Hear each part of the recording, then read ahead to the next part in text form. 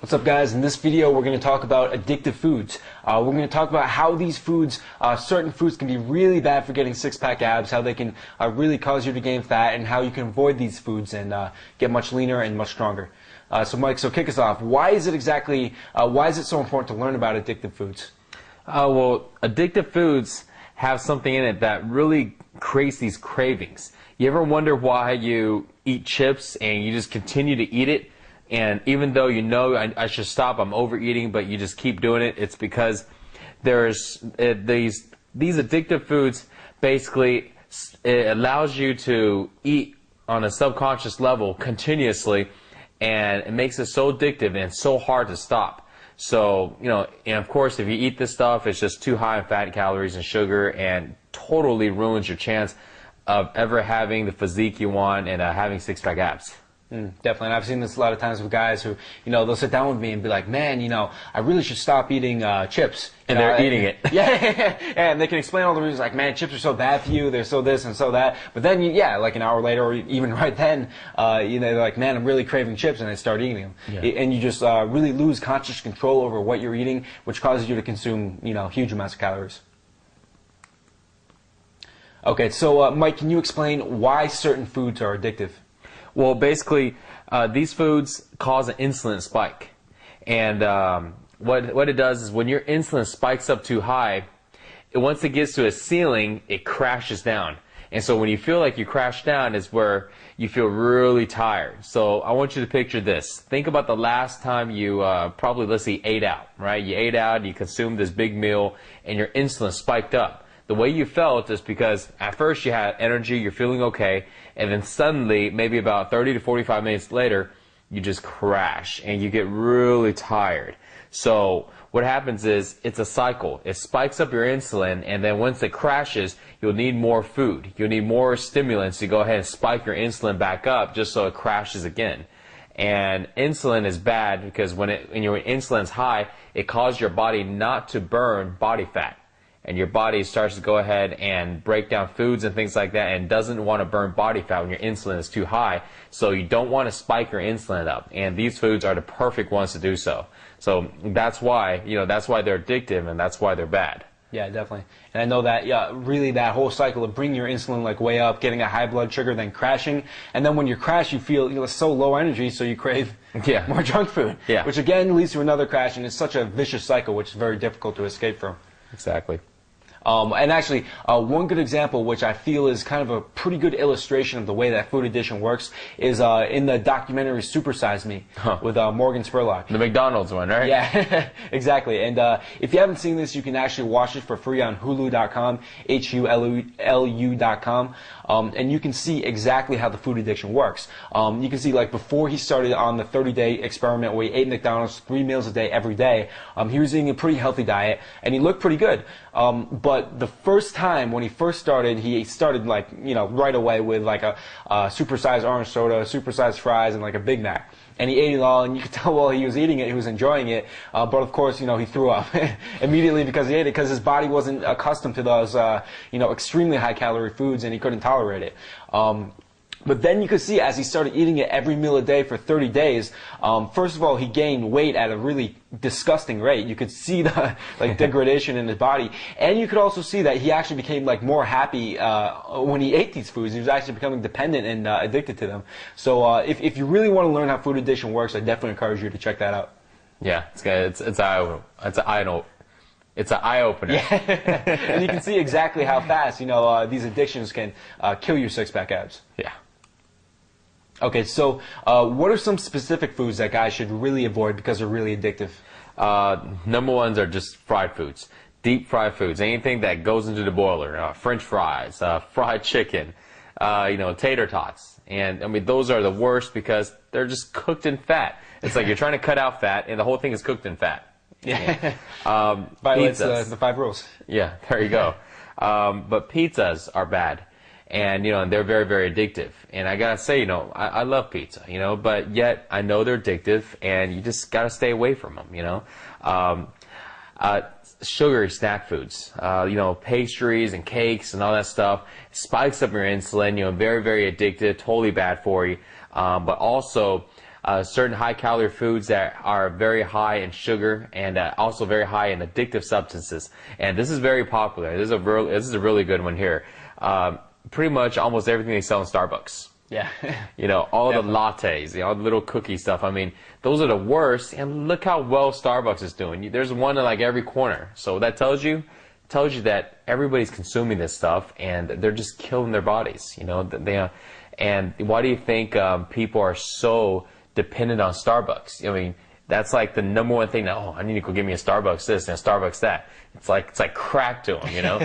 Oh man, and they get all pissed. Oh, I didn't have my Starbucks today. Yeah. It's like, Jesus, man. I mean, yeah, and they don't really see, you know, on the outside of you when you don't drink Starbucks, you're looking at this person like, man, this guy really needs his Starbucks. It's beyond the coffee now. Yeah. So, and you can actually see, you know, you would like, you know, people who are addicted to cigarettes, you know, they're addicted to the very specific brand. They gotta have it, and if they don't have it, you know, their whole day is screwed up. Yeah. Starbucks is pretty similar. You know, they're addicted to a specific brand. They gotta have it, and on top of the addiction to the substance, you know, it's obviously the calories on top of that. right, definitely. Another example of that is combining like sugary stuff with alcohol. You know, beer. If you're addicted to alcohol and you're getting the calorie effect of the beer on top of that, you know, even worse. Or, you know, sugary cocktails. If you're addicted to the alcohol and you're addicted to like a specific type of martini or margarita or whatever, you know, obviously doubly bad. Yeah, the calories are so high in those. I mean, it's so much extra calories and stuff. It's unbelievable. Nobody really even adds it up when they're getting hammered in a bar. You know? Exactly. Yeah. Like the last thing you're thinking about is, oh, I wonder this was like 140, and that's, you know what I mean? Yeah. Nobody was going to think about that. Okay. So let's talk about some ways which guys can deal with addictive foods. What are some good strategies that guys can use? Well, the best strategy that I found, because I've tried all kinds of different things. You know, like I said, I love pizza. You know, so what I found is the only way to really, you know, cut this out is to stop cold turkey. Okay, cold turkey. Stop cold turkey and just stop for 2 weeks. So I want you to picture this, you know, because it's really hard when you think, I'm going to stop eating pizza for the rest of my life. I'm going to stop eating fried chicken for the rest of my life. People say it, but, you know, they don't. Okay, so it's just the truth. But if you can stop 2 weeks, what you're going to find is that the cravings will disappear. Okay, and the addiction disappears, which is why the cravings disappear. So, and it also allows your body to almost cleanse itself. So then if you decide to introduce it to your diet, you know, you will probably at one point, you're going to find that your body's going to kind of reject it now. Your body's like, oh, you know, it doesn't feel right. You know, you may get diarrhea, your stomach may start hurting right away. And, you know, that's your body telling yourself, hey, I don't need this crap anymore, you know. And so do it for 2 weeks, and trust me, you will have these same effects, and, you know, you'll solve your own addiction, you know. But you just got to stick to it for 2 weeks. Don't do what I tried before, which is, you know, cut down the portions, because that's kind of like feeding, you know, somebody crack a little at a time, you know. I'll just smoke a little bit of crack today. Yeah. And so, you know, if you stop cold turkey, trust me, after 2 weeks, just tell yourself this, and this is what I did before. You know, just tell yourself, you know what?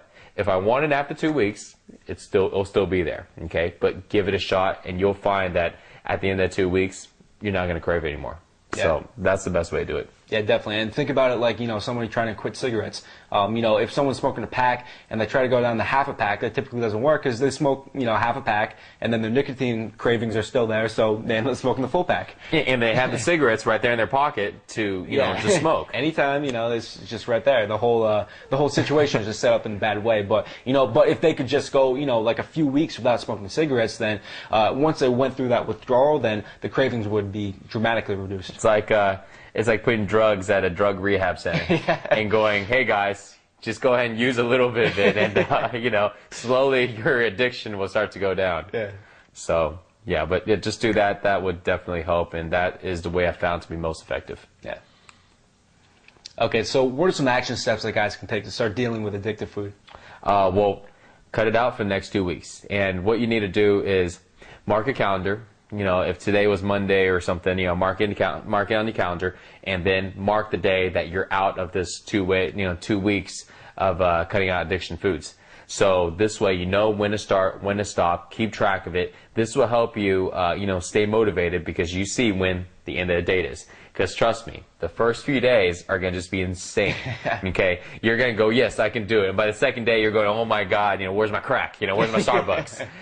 And so when you look at the calendar, you're like, okay, I can do it. You know, it's not that long. I can see the day that I can go break free and just, you know, break into a Starbucks and drink everything they got. And, you know, and what happens is, you know, after the few days, you know, that starts to go away. It starts to lessen. And by the second week, you know, beginning of the second week, it's not as bad anymore. And you're like, you know, I'm getting there. Yeah, I may still have a Starbucks, but I don't feel that I need to as much. And you'll find at the end of the 2 weeks, you'll be like, you know what? Yeah, I think I really don't need it. I did well, and you know, I feel fine, and you know, my hands aren't shaking anymore, so I'm okay. And that's what it's gonna take. So yeah, mark your calendar and you know, look at the food you're eating and cut out the ones that are addictive. You know, cut out the ones that are bad and just go cold turkey on it. And then at the end, you'll find, you know, if you did want to introduce some of it to you back into your diet, it's not going to be bad anymore because your body's not going to be able to handle, you know, those bad foods. It's going to reject it. It's going to tell you right away, you know, I don't want it, and you'll feel it right away. Yeah, and you know, if you're the type of person that, you know, eats something like this like every once in a while but not habitually, then, you know, you're probably not addicted to it. But if you're eating things like, you know, like the donuts, for example, habitually, then probably the first thing you're going to tell yourself is, I'm not addicted, I can stop whenever I want, which is what every addict says. But if that's true, then, you know, it's not really going to be a problem to stop for 2 weeks. So, I mean, if that's the case, then just, you know, stop for 2 weeks and prove it to yourself, and I guarantee you'll be glad you did. Yeah, I agree. That's a good one. Yeah. Oh, and another big thing, what would you say about guys who maybe have a lot of friends who consume these foods and get in social situations? How should they handle that? Oh, that's a tough one because they're your friends. So you can basically do two things. You can either try to go ahead and just go, yeah, well, you know, I'm not going to go ahead and do any of that, eat any of that stuff. Y'all can go ahead and do it, and they'll probably, you know, talk a lot of smack and make fun of you. Or you can do what I've done, which is, you know, set yourself as an example. You know, it's a little different between, you know, you're kind of scared to stand up for what you believe in and for what you're trying to do. You're like, and you start making excuses. Oh, I'm not hungry. I don't want that pizza. Or, yeah, no, that's okay. I decided I'm just going to eat this, you know, orange instead. I mean, full of crap, right? They're going to see right through it. You know, stand up for it. You know, what I've done in the past is, you know, hey, you know what? They're like, oh, you want it? No, I'm going to cut out, you know, some of these bad foods. I'm going to cut out for 2 weeks. I'm going to do it. They may go ahead and give you some grief and, you know, and talk, you know, talk their talk, but stand up to it. And then after a few days, when they see that you're sticking to it, they're going to look up to you. They're going to be like, whoa, you know, hey, Mike's actually doing it. You know, maybe I should try it. Because, you know, they actually know that the foods they're eating are bad. Yeah. It's just that because they're so addicted to it, they just figured, well, you know, I don't know how I can stop it. I'm just going to continue what I'm doing. You know, just as long as I'm still alive, I think I'm fine. Yeah. You know, set yourself as an example. And you'll find that not only will they stop giving you grief, and they'll probably end up maybe trying to do it because, you know, you're giving them that belief. You're giving that belief that, hey, you know, if he can do it, you know, I think I can do it. You know, and then it becomes like this, you know, like this group thing. You know, hey, when y'all go out, instead of everybody picking out and bad stuff, where everybody contributes and talk about, hey, let's go ahead and, you know, eat something healthy. Yeah. You know, it becomes like the new cool thing. You know, so that's what works. You know, I'd say definitely do that. Yeah, definitely, and I think that's key too, because, you know, if you're the guy who's like generally unhealthy, but every once in a while you try a fad diet, you know, like that's the time when like your friends are not going to support you. But if like Mike, you become known as like the guy who is committed to eating healthy and exercising, then eventually after a while, then they recognize that they're not helping you out by offering you this type of stuff. Yeah, exactly. Okay, so that's it for addictive foods. You know, I hope you guys learned a lot from this video and really cut these foods from your diet. And we'll see you in the next video. Mark your calendar, guys. Mark your calendar.